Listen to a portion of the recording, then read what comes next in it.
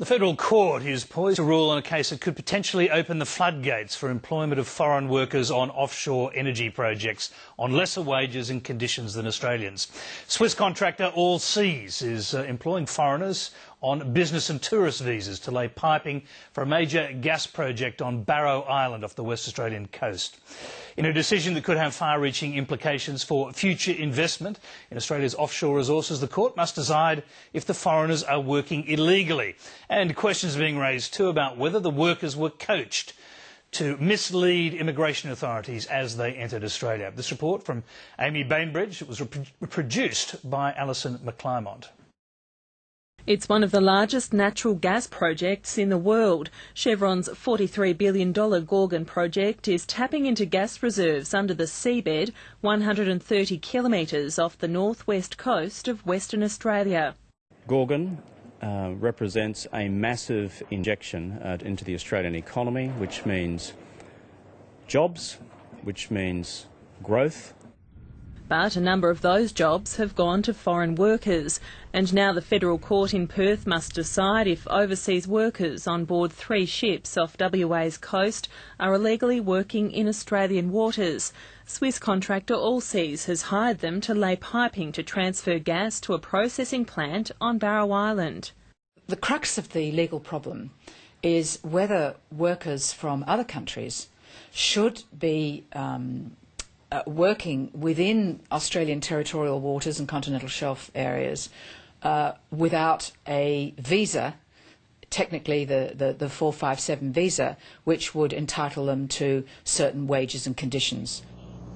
457 visas guarantee Australian wages and conditions. The Maritime Union claims Allseas is saving 40 to 50% on wages by bringing in workers on tourist and business visas.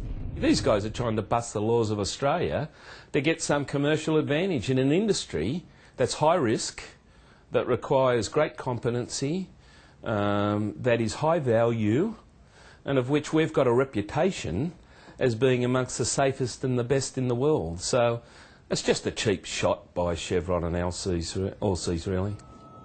The workers are from as far away as Europe and the United States. Allseas has taken the Minister for Immigration and Citizenship to court to determine whether its workers could be detained for working illegally. Well, I think it's a very significant matter for the court to determine, both as a technical question, is this really a resource installation, a resource matter in Australian territory and therefore should properly be subject to Australian law and working conditions, versus the need to encourage capital investment in Australia in the resources industry. Under the Migration Act, a person on board a vessel and in direct contact with pipelines stretching to the seabed has entered Australia's migration zone by virtue of that contact and should be on a 457 visa. In documents tendered to the federal court, Allseas argues it shouldn't have to use 457 visas because its foreign workers are on vessels that can't be considered a permanent fixture or installation in Australia's migration zone. The non-citizens engaged on the vessels will not at any material time come into physical contact with any pipe on a vessel while that pipe is connected to a pipeline which stretches unbroken from the vessel to the seabed. There will be significantly increased costs for the applicant if the key employees and the construction crew do require 457 visas. They don't pay tax. They are coming here bludging on the system, and in bludging on the system and not paying tax, they are delivering a competitive advantage to Chevron and Allseas. It's a corporate disgrace, and if the legislation doesn't fix it, then the legislation needs to be changed. A travel document that was given to overseas workers before they entered Australia told them what to say to immigration. When completing the immigration cards on the airplane, you should indicate your purpose of stay in Australia is business visit. You should not indicate employment or work because the business e-visitor strictly is not the correct visa to hold to select the employment or work box. If questioned about the nature of his entry in Australia, you should say business visit. You should not say employment or work for the same reasons above.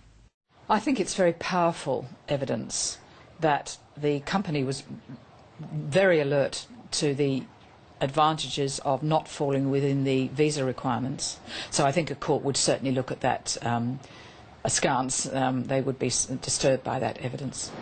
The Immigration Minister, Chris Bowen, wouldn't be interviewed for this story because the matter is still before the federal court. The ABC contacted Allseas officers in Australia and overseas, but the company declined to comment. The union also says one Australian worker has been paid in euros without full entitlements, which may be in breach of the Fair Work Act. The question is, are they paying tax? Are they part of a sophisticated tax avoidance process? Is their money going to an offshore account? I mean, it opens up so many questions. It's highly unusual. Allseas has told the federal court the operation costs $1 million a day to run, and an adverse decision would jeopardise the project. The federal court is expected to deliver its judgment next month. Amy Bainbridge, Laidlaw.